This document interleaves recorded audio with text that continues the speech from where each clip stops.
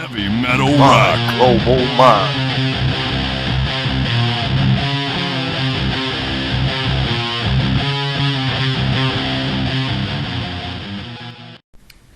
I'm Robert Cavuto, and today on My Global Mind, we are speaking with legendary guitarist Andy Taylor of Duran Duran. Andy, welcome, and thank you so much for taking the time to speak with me today. I truly appreciate it.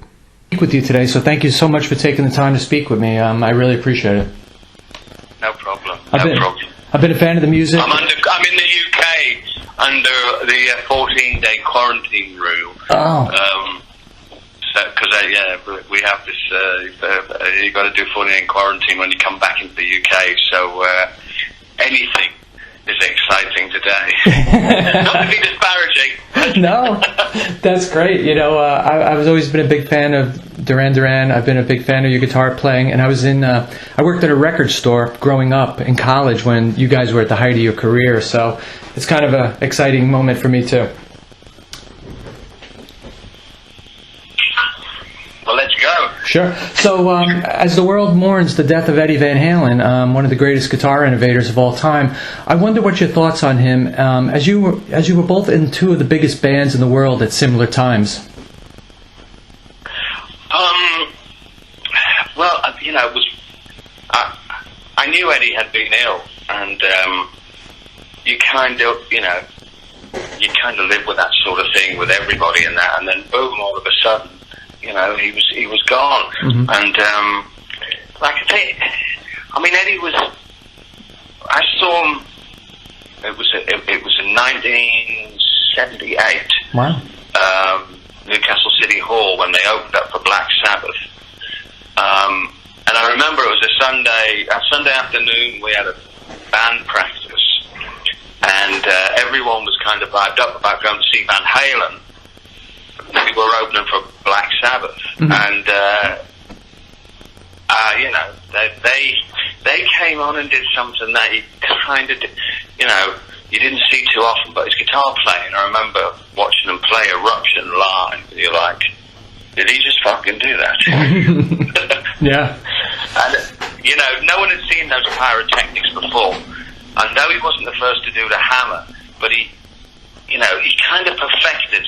He had an amazing lead skill, his scale work in that. I guess his father was classical, so there's a relationship there. His chord work and his rhythm playing and his writing were second to none. And then he had this pyrotechnic hammering technique with a whammy bar. And he was brilliant at all three. And most guys, they play lead or they play rhythm. I've always tried to master both because I think it's kind of important. Mm-hmm. Yep. But he took it on another level, and he wasn't just a noodler. I mean, he was into it.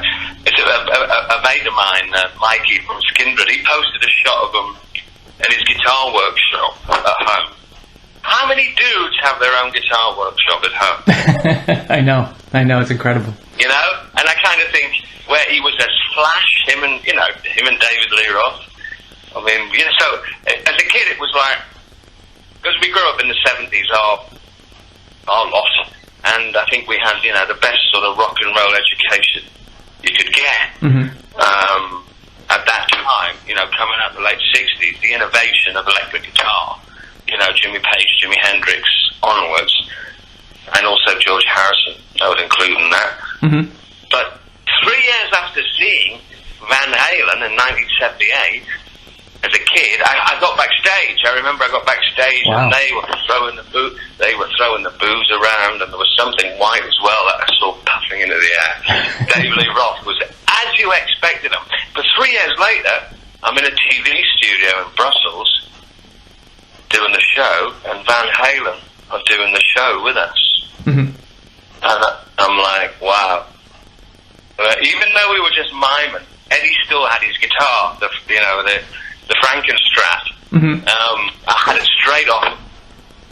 I had a good look at it. He showed me, In fact, there's a picture of him, me holding his guitar, and that was like a kid in a candy store moment.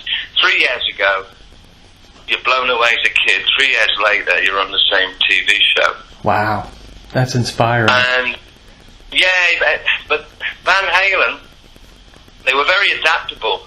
They adapted really well with a video. Mm-hmm.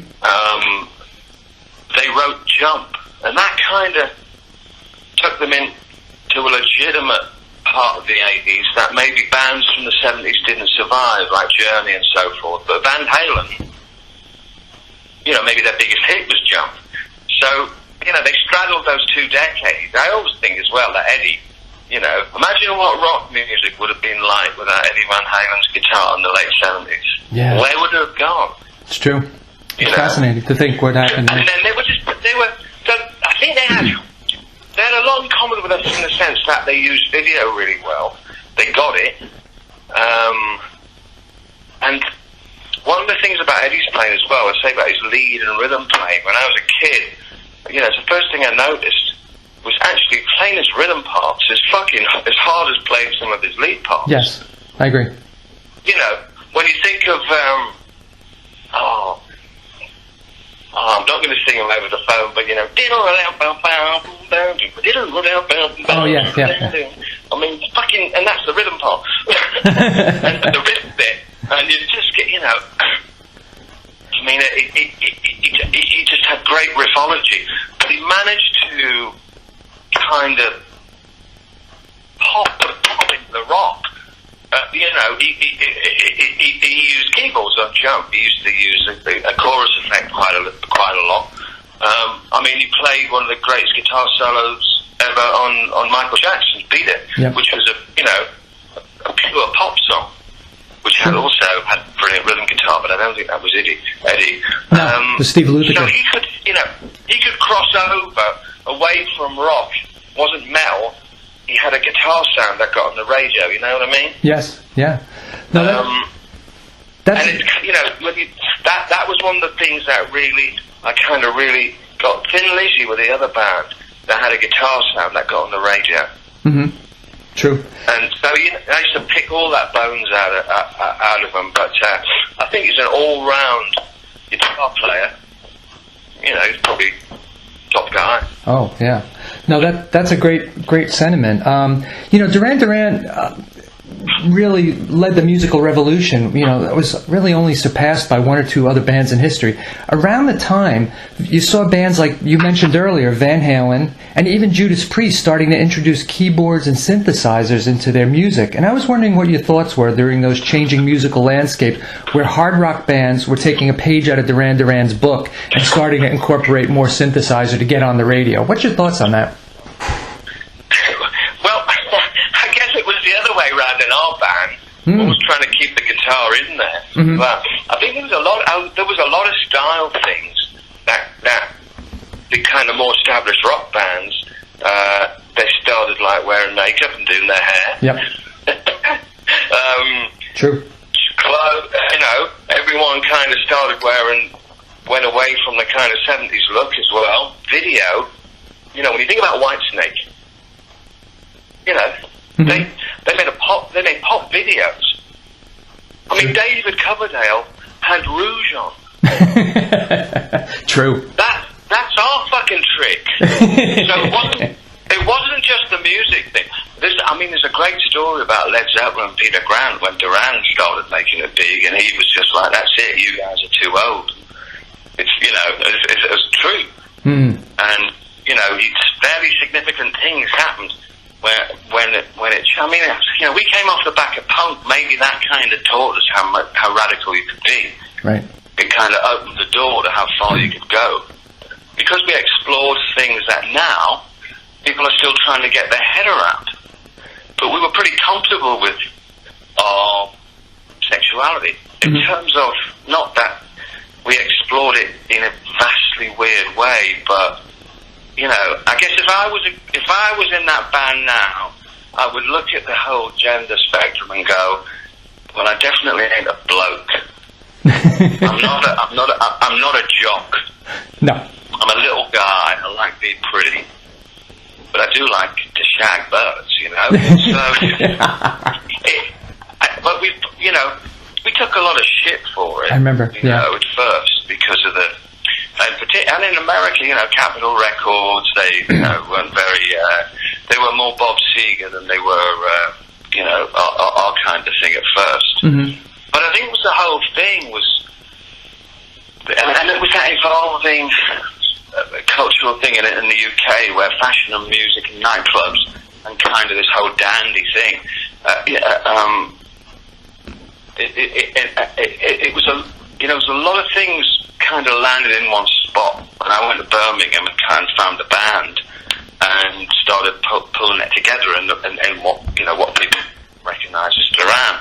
There were so many little elements, the culture of the club, which was a gay club essentially, and a lot of guys went down there who were straight but didn't want to do the other way, which was the late 70s in the UK, football hooligans fighting, bottling your mate, getting drunk, battering your girlfriend, mm-hmm. really not. And a lot of guys ended up down the Rum Runner, and a lot of girls went down there because it was safe. Yeah. One doorman, I never saw a fight.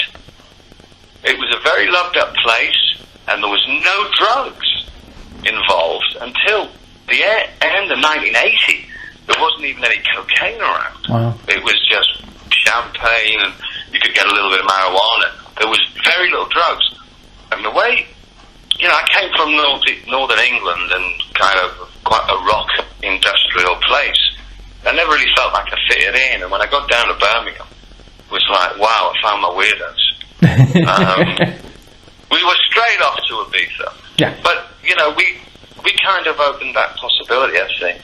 No, that's great. That you could be what you want to be in a way that I think disco played a large part in that. This kind of Studio 54 thing. But there was a lot of things that guys in the 70s in rock bands would never have thought about doing had we not styled ourselves, both musically and personally and fashion-wise.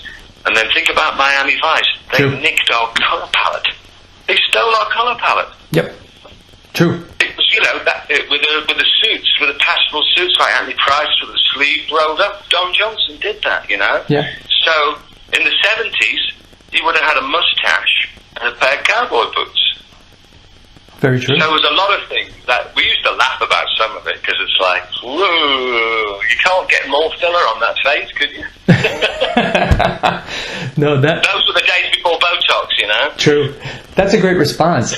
You were always, I read your book, I was a fan of the band. You were always a rock guy in a new wave band. When you started to come out a little bit more during Power Station and your solo CD, particularly with the tremolo bar. Did Eddie influence you at all in any way with that? Yeah, that was where I kind of, the stuff that, that fascinated me when I was younger. Eddie's lead playing and how the use of the whammy bar and how you could kind of really twist what you were doing, and it was very spontaneous the way you could use it. Mm-hmm. It sort of, you never quite knew where you would end up some days. The Floyd Rose. Yes.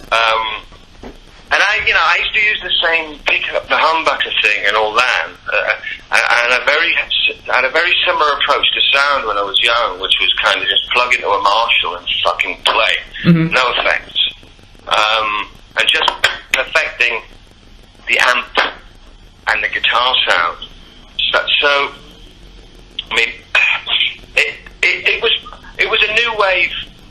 It was kind of the new wave band, but I think one of the things that, well, I know for sure with EMI, when they signed the band, they really had a lot of faith in the fact that we could, get into America, because that was it in the early 80s. Mm-hmm. You didn't really have a career unless you could break America. Tell that to Take That and Robbie Williams and all these dudes, Yeah. And also, I don't think you'd experience a rock and roll career unless you broke America. So the edge with the guitar, when we first signed to EMI, Dave Ambrose, who signed us, he said, yeah, one of the reasons was that we thought the band could go all the way was because they had a fucking great guitar player. And I was like, he told me this when I was older. And, and he said, look how it worked out. True. I said, yeah, it's kind of, it is guitar country, still. guitar country, I think. I agree. You know, you're a fantastic guitar player. Do you think you ever got the proper credit you deserved as a guitarist? Because Duran Duran's music blurred the lines between guitar and synthesizer. Yeah, that's something that we used to. It did to a certain extent, but I think a lot of the guitar sort of driven songs, things like "Hungry Like the Wolf," which is, you know, by far and away the most used Duran song. I think the balance we had on Rio was a little bit better than where we ended up.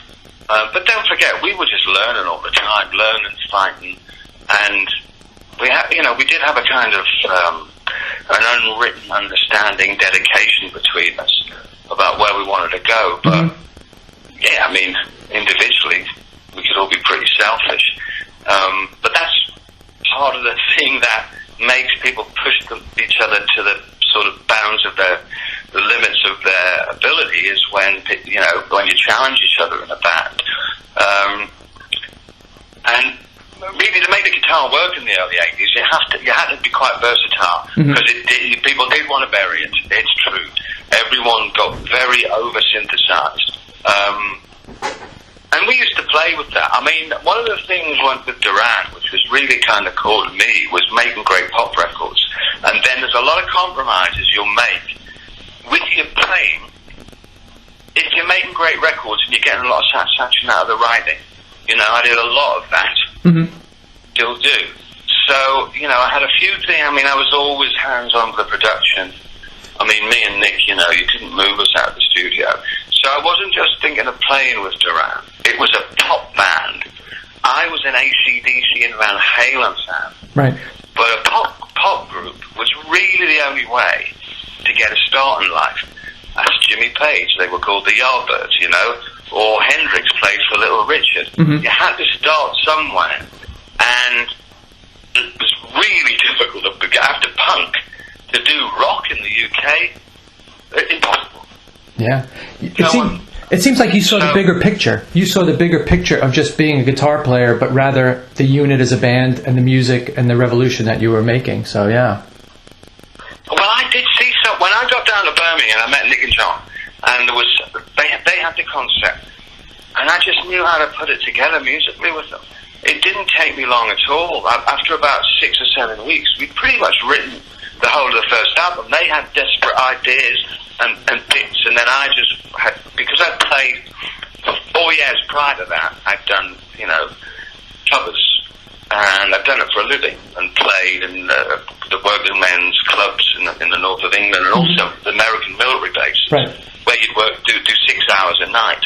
So I'd learned every song that had been in the charts in America and the UK over that period of time. So you kind of learn all of those skills and chord twists, and you start to understand the familiarities of songwriting.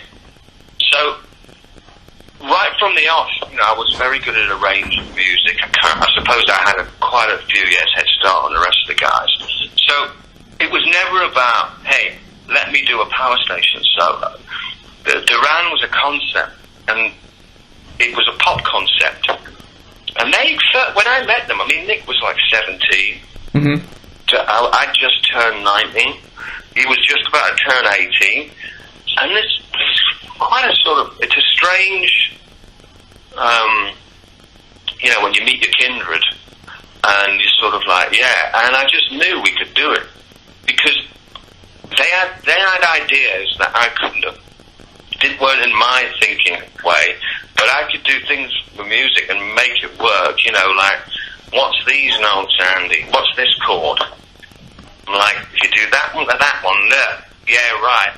You know, and just the things between the differences between major and minor scales on bass parts. You know, the Rio bass line didn't just come. Yeah. You guys did, you know? You guys had the perfect marriage of all of that, the guitar, the synth, the songs, the look. So yeah, it was the perfect marriage of everything at the right time. So that was fantastic, you know. Tough question. Would you prefer to be remembered more as a songwriter or a guitarist? Well,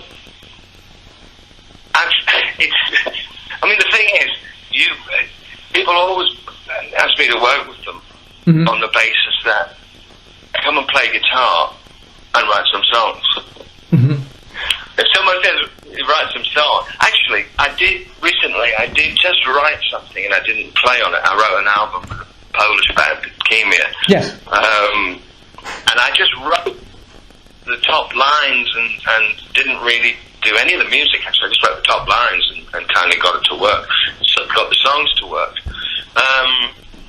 But I think inevitably, if you play guitar in a band like Duran Duran and Power Station, people are going to remember you as a guitar player. I think that's just inevitable.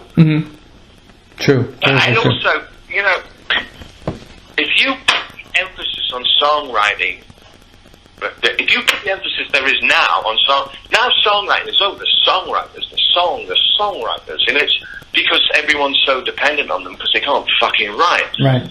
If you put that emphasis on us in the 80s, I mean, no one said to me ever, you know, I mean, we were signed to EMI, we were the most successful pop band after You Know Who.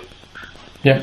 But no one ever really remarked on you know, the songwriting in the sense, because the whole style and excitement of the band maybe overrode it. But if you applied that, you know, Hail Mary to us as songwriters, then we were something else. Sure. And we never missed a beat. Yeah, you guys were. You know, I never dropped the ball writing songs, right through with Power Station and Rod Stewart, you know. And, your solo album. Yeah. So, I've had over 50 hit singles. Incredible.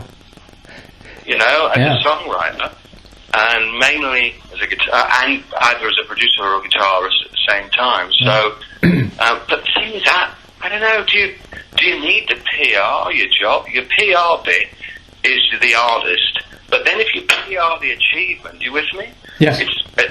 I mean, I see people hanging on to it, but then when I looked at the record sales, and they were, you know, the 100 million plus and all that. What more do you need to do? People already get it. Yeah.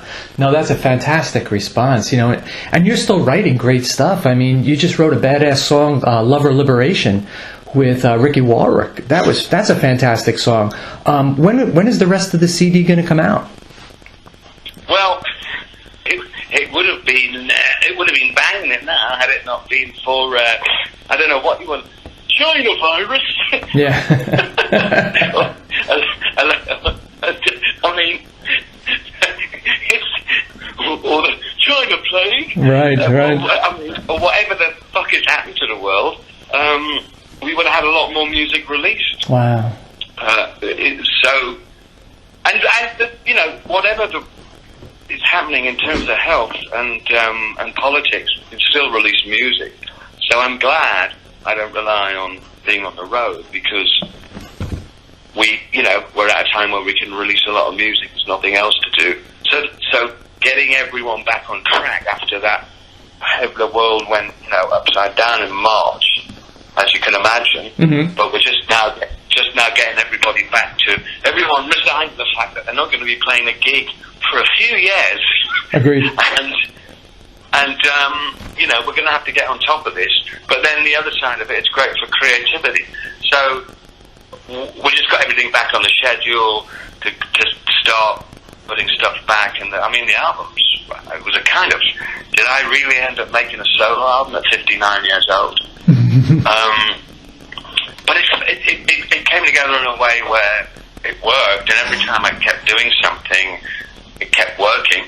And, you know, the label loved it, and I didn't, and, you know, when we don't live in a world where, well, they won't release shit unless they think they're going to at least break even in this world, because it's the economics. So you've kind of got to get it right, and management kind of start, you know, the things that often don't work out or can be difficult, I didn't really experience too much of it. It's been really, really enjoyable. And then I started working with a British band, Reef. Right. And that kind of turned it around for me. So I'm playing guitar with them also, and I've just finished working on their album, which we're just about to mix as soon as we can as soon as we're allowed to. Yeah. I think we are now. I think at the moment it's okay. We can do things, but who knows? It could change in a second. So we're just about to finish that album, and that's a great rock and roll album. Gary Stringer's amazing he's singing. Fantastic He's singer. got so much in him, and it's their 25th anniversary as a band. It's Duran's 40th anniversary as a band, so I am Mr. Anniversary. What? So your solo CD, is it written, and are you singing on it? And it's all done, mixed, delivered. Wow. BMG are totally behind it. I sing on it. Great. And Gary Stringer, that's how I met Gary. Yeah. Gary's the guy that's singing on Love or Liberation. He can do. He's got all those chops, and bringing Gary on board, it just meant I could do more with the material. He's truly one of the best singers I've ever worked with. He's absolutely stunning. So I kind of started off. I started writing, singing a bit. It worked great. I hadn't intended to do it. It was one of those moments, and you get a call, and you're like, I got a call up Heartbeat, the CEO, BMG, and he's like, do you want to make an album? Wow.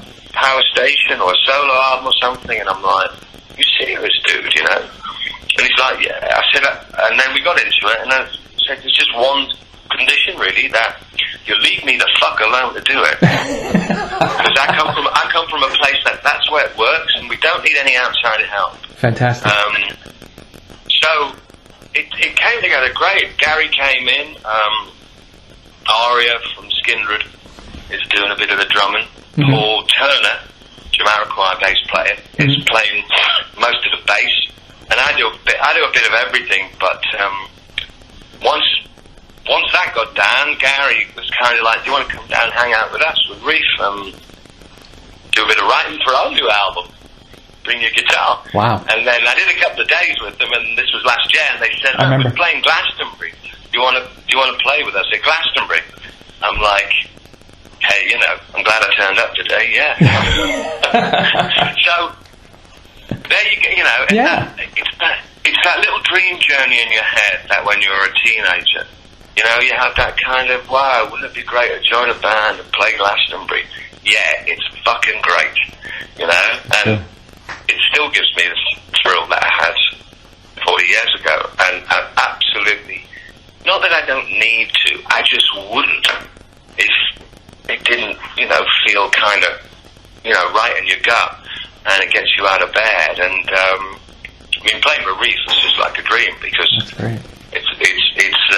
perfect gig for me. So that's kind of came about. I got solo duties, and I'm playing in a band again, so I'm familiar. Yeah, I love the song, and I loved your solo CD in 1987, Thunder. It was still one of my favorite albums. I was wondering, did you ever present any of those songs to Duran Duran in any way, shape, or form for a Duran Duran album? I know there was a gap between Power Station, the solo, and you left the band, but were any of those germs of ideas ever presented? No, I don't think they were. No, because it was all done after everything was written. Okay. After with Steve Jones. I departed, and I wrote it with Steve Jones. Okay. And I guess that was another odd thing, because the band were big fans of the Pistols and Steve and that, and then I left the band and ended up working with Steve. Yeah. And he's an original, to say the least. Yeah, that's a great album. He's fantastic too. Did you have any apprehension to going out on your own and being the lead singer, the front man in front of your own solo band? After leaving Duran Duran, was there any intrepidation about that? No, before I played, before we did the whole Duran thing, I used to do lead vocals in the bands I was in. Mm-hmm. So, I'd kind of learned to do all that. I was fairly, apt at, playing and singing. And, it's like you tap me and rubbing your head. And, it's one of those things, once you get the synchronicity together and you get enough flow. And I'd learned it when I was young. So, I think that's one of the things, where you see a lot of people having panic attacks before they go on stage. Right. And a lot of it is just because they don't possess the basic skills not to get nervous.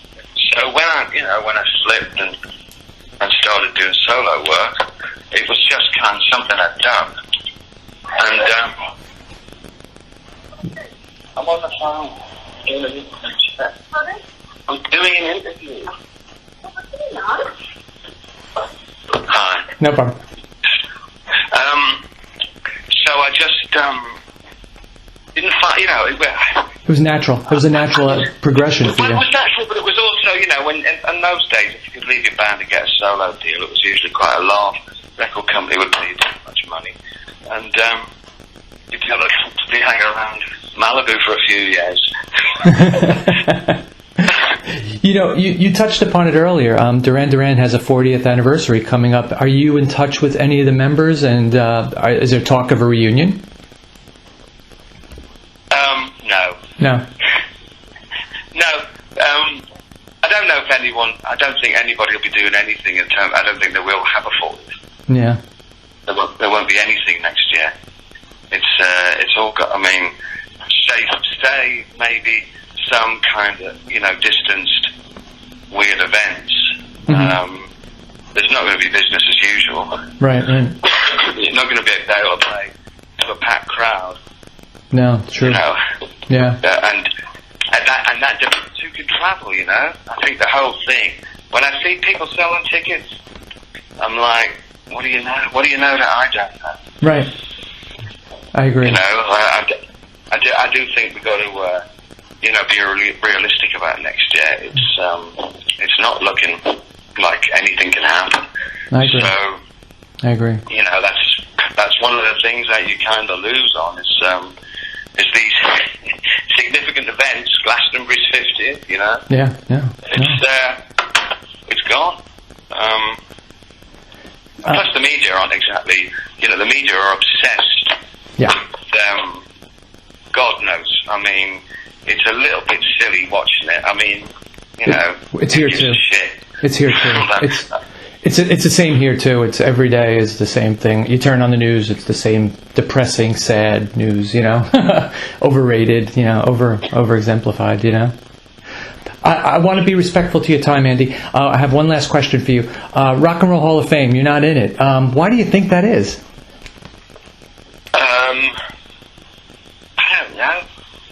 I don't know. I'm not.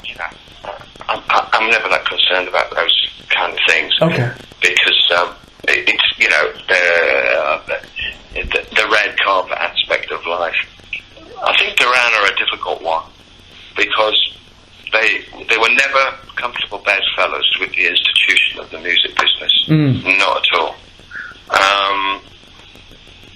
And not that we didn't get on too well with many of the press. So it's a difficult one. If you look at the achievement and the influence of the band and the fact it's still going, then it should be a non-brainer. But again, you know as well as I do, it's a rigged business. Absolutely, I agree. And whereas, yes, the good shit will always get through eventually.